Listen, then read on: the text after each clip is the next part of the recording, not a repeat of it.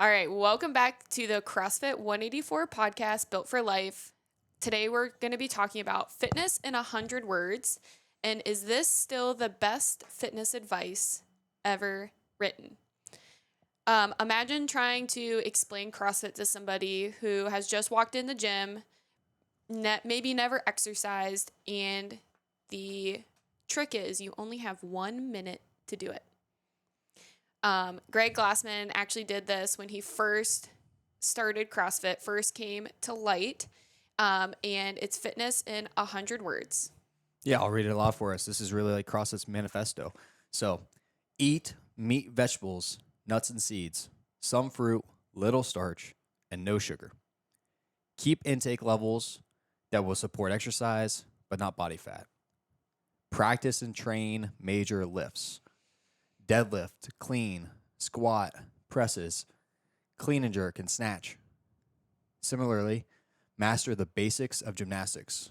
Pull-ups, dips, rope climbs, push-ups, sit-ups, presses to handstands, parallettes, flips, splits, and holds. Bike, run, swim, row, etc. Hard and fast. 5 or 6 days per week. Mix these elements in as many combinations and patterns as creativity will allow. Routine is the enemy. Keep workouts short and intense. Regularly learn and play new sports. Nice. I like that. Gives me a little bit of chills thinking back to reading that for the first time, like almost 15 years ago, still studying for my level 1 and like pasting this up on the wall to every like OG CrossFit box out there had this posted somewhere. And this is something we used to reference and go back to often. Over and over again. And really, I think for the most part, like, I think a lot of CrossFitters that have been doing CrossFit for a long time, like, can at least rep off the first couple sentences. Get lost there in the splits and flips and all the things. Flips, splits, and holds. Flips, splits, and holds. No, but today we're going to dive in. Want to spend some time breaking the 100 words down into kind of 3 different main sections that they got going on here. So really the first thing, which should be the foundation to everybody's fitness, is nutrition.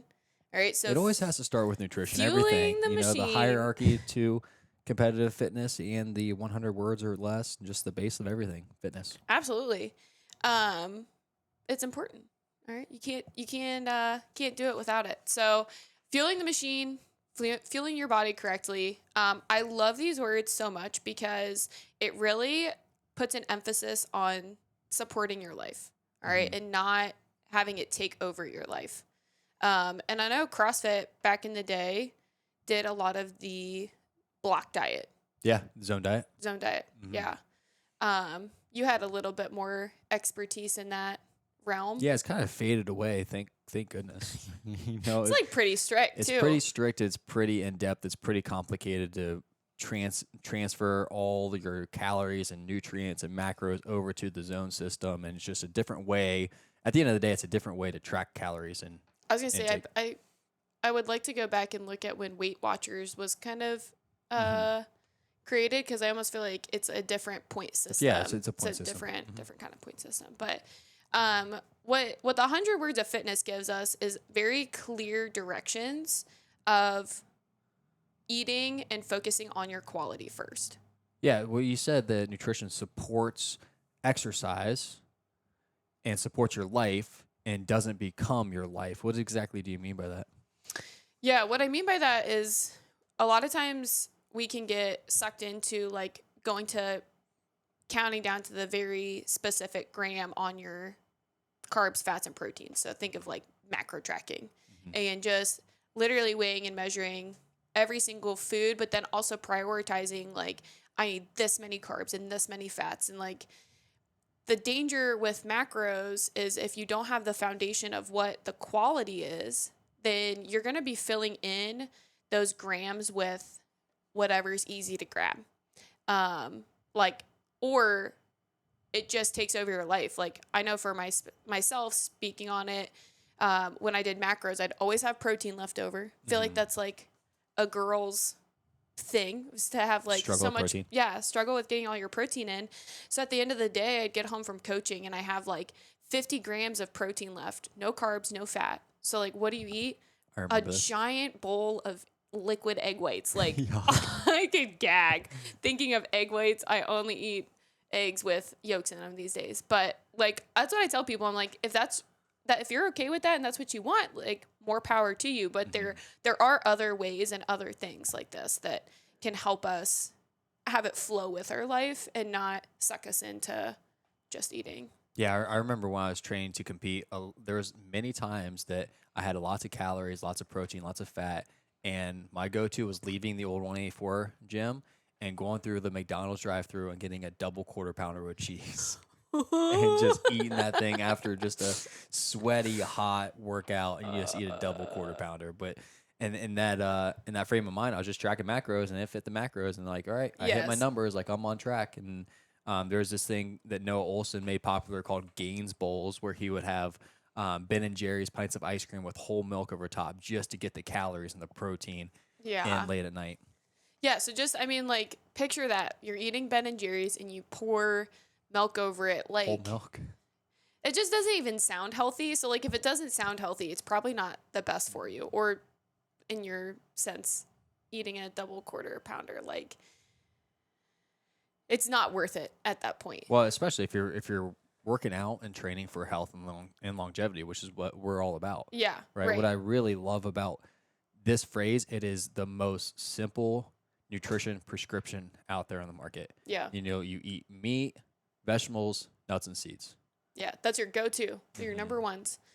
But then like, it works for a period of time. If you're not tracking, so it says keep intakes to levels that will support exercise but not body fat. So that's kind of where you step into the next thing. It's like, well, how do you track that then?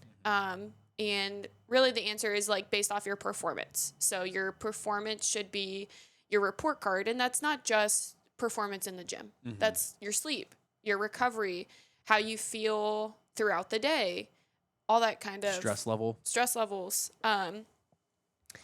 And so you can really manipulate it based off of how you're feeling. So it kind of turns that eye away from just being obsessed with what the number on the scale is and how is your overall quality of life. What does your body need for that day or that week? Yeah. I know there's times that we went through like intermittent fasting. We still fast from time to time, and I like to fast from Sunday into Monday sometimes. You know, if I know like the weekend was rough and I was beat up and I was sore, I didn't eat the best, like fasting may not be the best choice for that day. Yeah.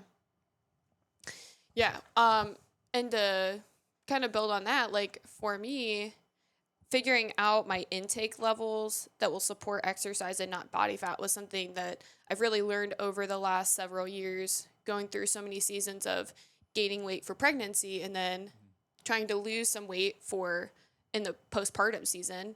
And just following those first couple sentences helped me lose about 10 pounds, which is awesome. I had another 10 I would have liked to lose. And that's when I had to really dial in and start seeing like, okay, like I need to start looking at those actual intakes because it does get frustrating when you're eating quality foods and you're like, why is this not working? Well, I was eating 500 to 600 calories over that thing. So like I was feeling pretty good, but for that body fat to actually come off, I can adjust those things. And then you adjust your workouts because I'm adjusting my workouts for health and wellness.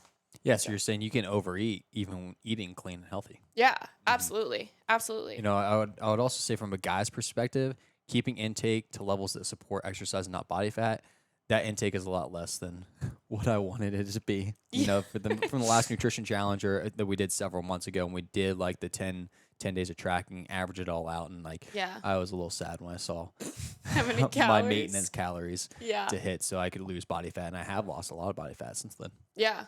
Yeah, well, and I'm glad you brought up the challenge too because that's where I really jumped in and stayed committed was when we did it as a whole group and I led people through how to eat those fruits and vegetables, your protein, and then you're figuring out your intake. I mean, it took me from January to like beginning of May to really see those results, but I stayed consistent through that time, at those calories that I needed to, still eating the fruits and veggies and the quality. So it's just nodding that, like, hey, macros, you might see results faster, but in the longevity run, it's going to be tougher for you to stick with them. I just had this conversation with a member too, is like, if you like them, that's awesome, but just continue to think, is this something I want to sustain forever, or would I like something a little bit more flexible Yeah. for Will you vacation? share also like how to find your maintenance calories and that whole process of what we did? Yeah. Because some people will look at their watch and say, all right, I burn 3,000 calories a day, or they'll do Yeah. the in-body scan and say, hey, my BMR is 1,700 calories, and et cetera. But what's the Yeah. most accurate way to know what my maintenance calories should be? Yeah. So the best way to find your maintenance calories is going to be tracking your fruits and veggies for 10 days, then adding in the protein for 10 days. And then for the last 10 days, so this is a 30-day process, you're going to be tracking every single thing you eat on top of the quality part. I'll just call it the quality pieces. And the tough thing is to not change anything else about it. So I know when we start tracking our food, it's like a natural habit to be like, well, I don't want to track that, so I won't eat it. And so Your numbers get skewed. yeah, your numbers might be a little skewed. That happened to me a little bit. Yeah, but for the most part, eat how you were eating before. So if you're having the ice cream, have the ice cream, because this is going to create a really clear picture over a 10-day period on how many calories you eat per day. So at the end of the 10 days, you're going to add up all of those calories and divide it out by 10 to find your average. And speaking for myself, like, this was a time where I found I was eating 25 to 3,000 calories, like almost every day. I tried telling you. I know, yeah. That's okay. The husband coach role. Should Yeah. I say something about that extra serving? You shouldn't. No. I didn't. Let the app do the talking.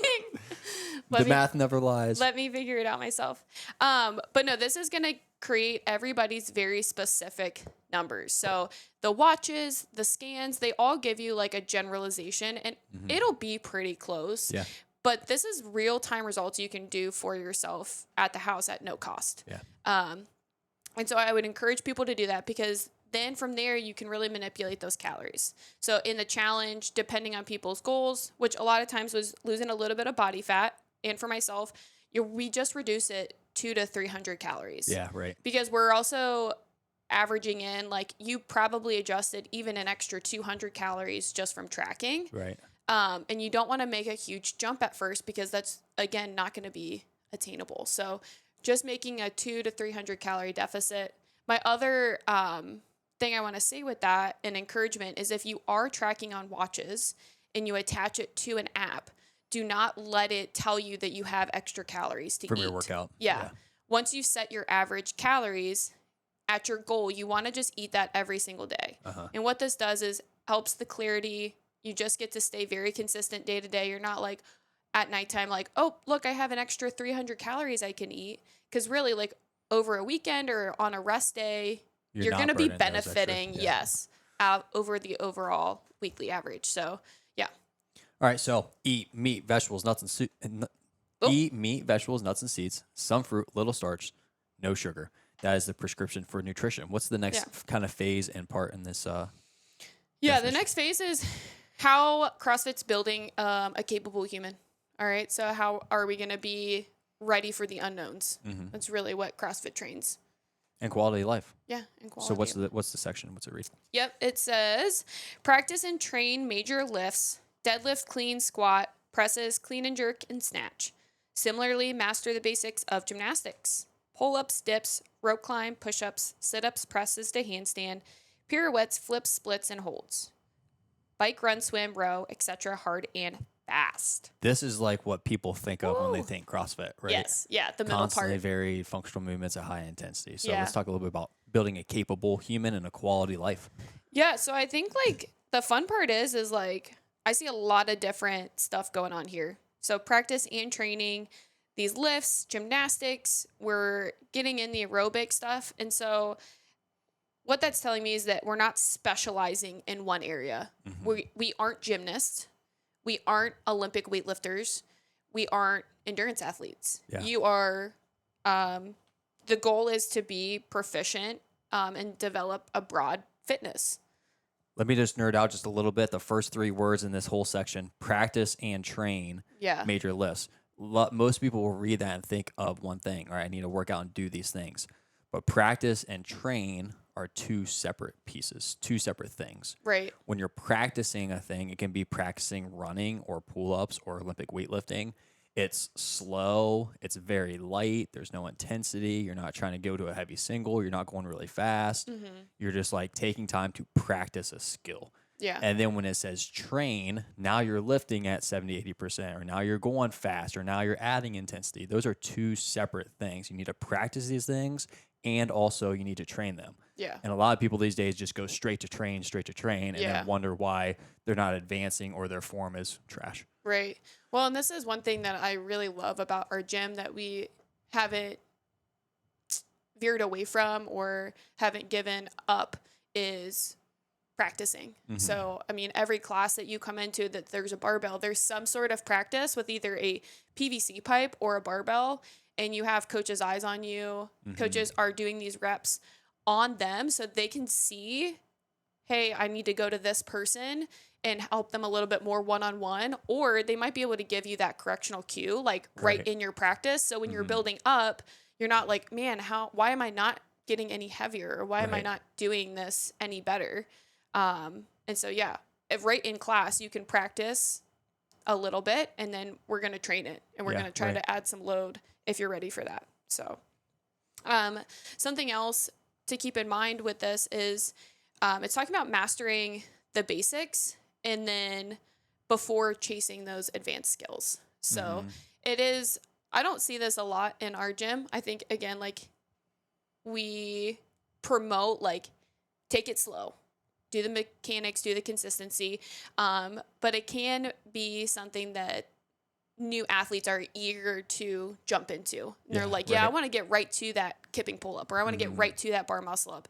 And it's like, let's slow it down a little bit. Let's master the basics, get some of that strict work. So what would you encourage somebody to do who comes in who maybe does have some sort of fitness experience, but might not be ready to? Yeah, you know, an old school Glassman quote, I'll butcher it, but something like, master the basics, or once you master the basics, it's time to start over, this time paying closer attention. You know, you get 90% of your fitness from such a small group of basic movements and basic exercises, and that top 5% of the advanced skills and drills are fun, and they serve a purpose, but they're not necessarily needed, and you don't necessarily have to do those things to get great fitness. Right. Yeah. A lot of times it's like the skills leading up to them. Yeah. That are the give you the best benefit there. At some point, like you ask yourself too, like depending on how old you are, depending on what your goals are, depending on how long you've been doing CrossFit, like at what point is it good enough? You know, we talked a little bit about this when it comes to weightlifting. Yeah. Like, do I really need to deadlift 450 pounds when I'm 80 years old? Or is deadlifting 365 at 80 years old good enough? Yeah. You know, same thing when it comes to gymnastics. Do I really need to be able to do 25 ring muscle ups in a workout unbroken when I'm 50 years old? Yeah. Or is 5 ring muscle ups or 25 kipping chest to bar or strict chest to bar good enough? Yeah. You know? Yeah. 100%. And I think as long as you're looking at it through the lens of, hey, there's more out there if I want it, and it's okay to stay over here as well and work it until it's all perfected. And that's why I like the range of CrossFit as well. And that's why it helps, and you're able to do it through all different phases of life, even if you have an injury or, again, just speaking from experience, like through pregnancy, like there's all different realms of it. I was still able to come in and do those things and work different forms while I took a break on other pieces. So. Yeah. So it goes on and lists like a whole bunch of different lifts and gymnastics movements, and that's something that CrossFit does really well. Constantly varies, not random, but we keep variety. It says routine is the enemy. And when we think about doing all kinds of different stuff, from the wobble boards to the rope climbs to the snatches to the bench press to the push-ups to the burpee, there is some physical adaptation there, and a lot of people over or underestimate the neurological adaptation. What I Mm-hmm. mean is, like, as you're learning new things and doing a whole array of things as you're aging, that's also training your brain to not just go on autopilot and learn new things and training your coordination, your balance, and those kind of things. Yeah. Yeah. I love it so much. Um, yeah. And so we're moving in a way in many different ways, lifting, swimming, jumping, running. And I still think my favorite piece of CrossFit is just the play. Yeah, I'm like, right. what other area of life do you get the chance to come in and like swing around on the rig like you're at a playground? Yeah, You know what I just have mean? fun. Like that's so fun when you're growing up and just getting to try different things. Hmm. Um, How awesome is it to see people kick up on the wall or get upside down for the first time in yes. 30 years? And Yeah. Or the first time ever. It's hmm like some people have never kicked up right. to a handstand before and now they're able to do it. Yeah. So those are some of my favorite pieces of CrossFit. Actually laughed because I was like, I wonder when the last time we practiced our splits in class was. I might have to get It's been a while. I might It's have been to a while. get on that one. Or some pirouettes. I don't know. We can do some pirouettes.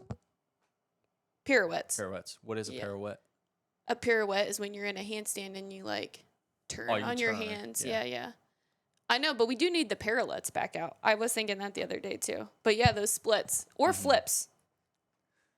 It's time There's a time to night. get There's some. some cool hero workouts I remember doing at the old gym where they included barrel rolls and front rolls. I'll pull that back out of the archives. Oh, that would be fun. Yep. Yeah. We're gonna be flipping over each other. Cool. So the last piece to this is really like how it changes your life. And you're now living a life kind of as an athlete.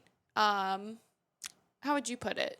So it's the lifestyle change, right? Yeah. You know, CrossFit's not just a workout program where you come in here and you work out 3-4 days a week and you go home. Like when you start doing CrossFit, it becomes a whole lifestyle shift. You start eating meats, vegetables, nuts, and seeds. You start coming to the gym 5 or 6 days a week. You start having fun. You start playing different games and sports outside of the gym. You start being active outside of the gym instead of just sitting on the couch in between. Yeah. Yeah, and the big piece here, I'll read it off here, is 5 or 6. hard and fast. 5 or 6 days per week. Mix these elements in as many combinations and patterns as creativity will allow. Routine is the enemy. Keep workouts short and intense. Regularly learn and play new sports. Yeah, so 5 or 6 days per week.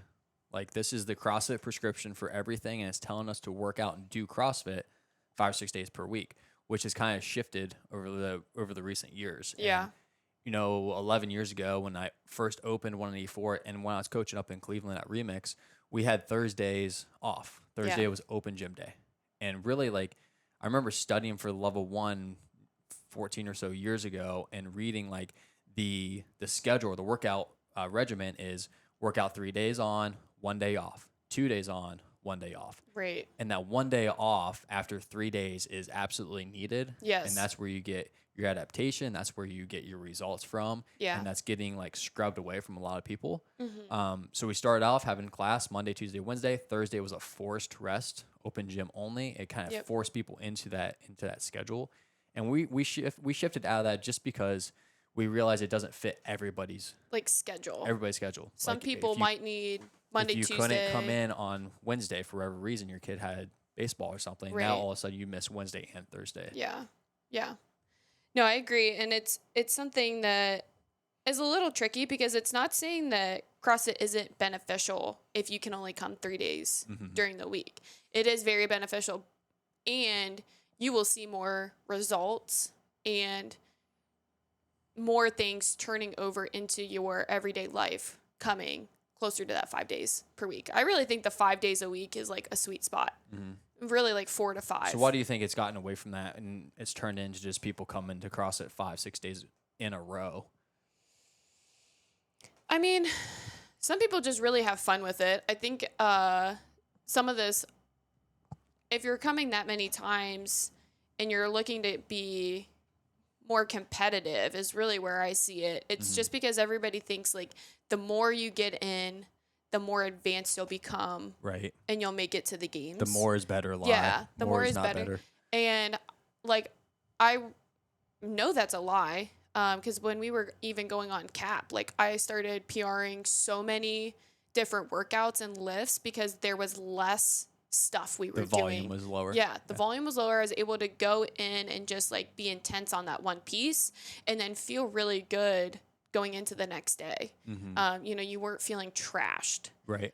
So it's just important to manipulate your own workouts where the 5 or 6 days per week doesn't mean you're competing 5 or 6 days per week. It means like you're coming in and doing it and make sure you're modifying and doing those movements so that you're able to come back for the next days. It's not, hey, come in 2 days and just go hard on the wall. But I also think it's shifted away from it as other fitness programs come out and they just work for like a whole 45 to 60 minutes. So it's it's trying to like keep up or balance out. There's no practice. Yeah, there's no practice in warm-ups, these other cool-downs, interactions, missing nights, just come in, work really hard, and leave. Yes, yeah. So that is what's different and what CrossFit needs to make sure it stays true to itself is that it's really a time to warm up, have fun, laugh with people, practice really cool movements, different things you wouldn't normally try,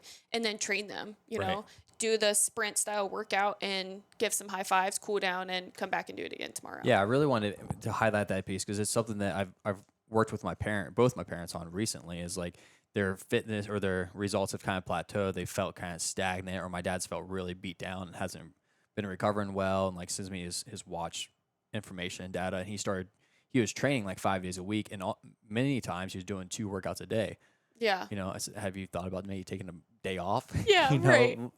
letting yourself get the results. And I told my mom the same thing. Like, but my mom's someone that feels so much better coming to the gym, and she loves coming 5 or 6 days per week. Yes. So what I would tell those kind of people is, if you just have to come into the gym 6 days a week, then come in and 2 days a week or 1 or 2 days a week, take it easy, you know, and go through the motions and use a lot more practicing and use a PVC pipe and just have fun and relax. And that's more recovery than coming in here and just beating yourself down. Yeah. And it's just as important as any other day. You're coming to class, you're getting those same movements in. So I've also told other people in the past that have came 6 days a week, all 6 days in a row, Monday through Saturday, and then they talk to me about results or nutrition and that kind of thing. It could benefit them more if on Wednesday or Thursday, instead of taking 90 minutes at the gym, they take that 90 minutes and they go to the grocery store, or they take that 90 minutes and they prep their veggies, or they take that 90 minutes and do X, Y, Z. That's still moving your health and fitness forward. Yes. So it's not like you're not coming to the gym, you're just going to go just be a vegetable. Sit on the couch. Yeah, I was going to say be a couch potato or something. Be a vegetable, is that a thing? Be a potato. A potato is a vegetable, so a couch vegetable. Yeah, so I think that's one thing too with this last piece is, and the other quote is that anybody can do CrossFit, but CrossFit's not for anybody or everyone. And the whole point of that is when you come in, you're going to know if you're ready to embrace variety and challenge or playing and taking your time on certain things. It's not going to be just the grind out thing. And that's just how CrossFit's built. And if you're ready to do that, then embrace it fully. And that's why so many people do love it. So the very last sentence of this: regularly learn and play new sports. This is something that I forget often, or I used to forget often. I do a way better job at now. But let's talk a little bit about this piece before we close it out. Yeah, so this is just encouraging you to like get out and get on those teams that Pickleball courts your town has. Yeah, a pickleball, even if it's just a group of friends going, or I challenged myself to go be on a volleyball team. Never played volleyball, but did that like indoors. Or what new sport are you trying out? Thinking about taking. I don't know. Yeah. I don't know, but it's a reminder to enjoy your fitness, right? It doesn't do us any good to come to the gym every single day and work out really, really hard and then have no energy or time to enjoy it outside the gym, whether it's going for a hike or playing with your kids or that kind of stuff. Yeah, like I guess that like it's gonna help you with your family life, but You can also come to CrossFit and be ready to take on like any challenge, whether that's like the 5K, a High Rocks event, your did I say 5K? Like Mm-hmm. your Thanksgiving 5K, um, just like a local CrossFit competition. I mean, Or you mean any like get out of the gym, do yeah. Or we had for a while we had a good group of ladies always going and do like the rucking events or the mud runs, Spartan Spartan races. races. Like those are all things that you're gonna go and definitely be like excelling just coming here. You don't have to go specialize like in Spartan races. You know what I mean? You can come in here and work all that stuff and be ready to go. Right, right. So So if we wrap this thing up, world-class fitness in 100 words, we're going to eat meat, vegetables, nuts, and seeds, some fruit, little starch, no sugar. We're going to do a whole lot of stuff. Practice lots of stuff. and train, both pieces, weightlifting and gymnastics. And then we're going to have fun outside the gym and stay active. Absolutely.